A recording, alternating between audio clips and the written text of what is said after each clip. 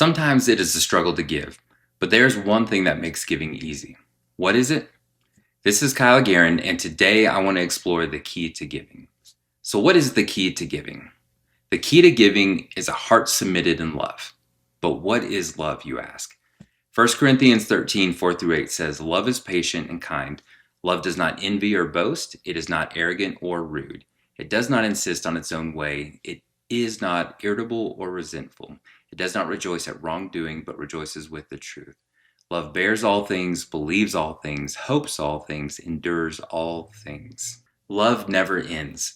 As for prophecies, they will pass away. As for tongues, they will cease. As for knowledge, it will pass away. Love causes you to want to take care of others. Love causes you to want to give gifts and to bless people. Love causes you to want to pay the grocery bills for another or to buy them a new car. Fear, anger, and other emotions not of God cause us to withhold. If you are afraid of what will happen if you give to others, you have not been perfected in love. 1 John 4, 18 through 19 says, "There is no fear in love, but perfect love casts out fear. We love because he first loved us." Fearful people cannot give the way God wants them to. Fearful Christians cannot give the way God wants them to. They are constantly asking themselves, what if? What if I give and don't have enough money for myself? What if an emergency comes up and I cannot afford it after giving? What if this giving is just because I feel guilty? What if? There is always blessing in giving if we give with the right heart. What is the right heart? To show someone that they are loved by God and they are loved by you. Fear of running out is unbiblical and does not come from God. We should have nothing to fear when we have the opportunity to bless someone personally or their ministry. I believe one of the first struggles we encounter when learning to give is overcoming fear. For most people, giving happens according to levels. We may start off giving $5 or $10. Eventually that grows to $100 and then $1,000, and so on. Each time you bump up to a new level, there is resistance. There is fear and hesitation that has to be overcome. Thoughts of, can I really afford to give this? Or am I being foolish to be giving this much? If we're faithful to follow the leading of God and push through that fear hesitation, then we will break into the next level. It gets easier and easier to give at that level, and then it's time to bump up to the next level. As you've heard me mention, I lived in lack in the area of finances for most of my adult life. I remember the first time my wife and I gave what was to us a really big donation. We felt led to give, but we prayed about it several times. I know I kept coming back to the Lord. Are you sure about this? Are you really asking us to give this much? Is this just me? Should we give half this amount? But every time we prayed, we felt that God was confirming this amount. So we gave it. I believe that I can look back and attribute that step of faith to significant growth in my life and my family. I've never thought, I wish I could have that gift back.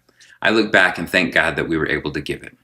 Whenever I've talked about this specific gift and instance in the past, I have mentioned how we saw immediate spiritual return, but not financial return. As I was thinking about what I was going to share today, God reminded me that we did get almost that entire amount of money back not long afterward. We had received a large tax credit for buying our home at that time that we did. However, we moved out of our home into an apartment a little bit later.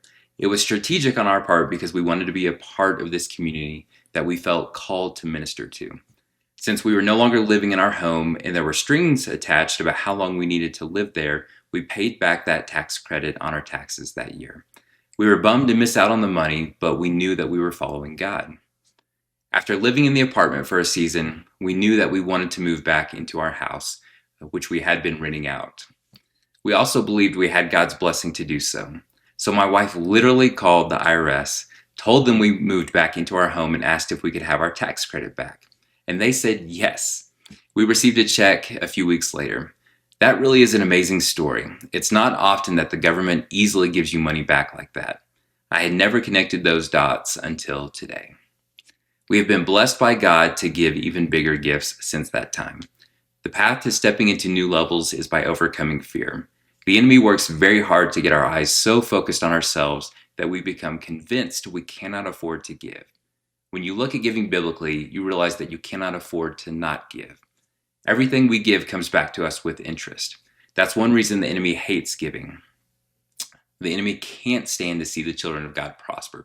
They know if they can convince God's children to be tight-fisted so that they are reluctant to give, they are not going to unlock their own prosperity. So then what is the key to prosperity? It's to walk in love, and that includes giving. Love compels us to meet the needs we see and to take advantage of the opportunities to bless others. Love compels us to make sure no one goes unfed or unclothed.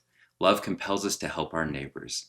Love compels us to fund the spread of the good news of Jesus worldwide so that all will know. Love compels us to give.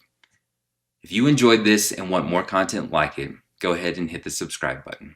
Until next time, I'm Kyle, and I'm believing with you for your biblical prosperity.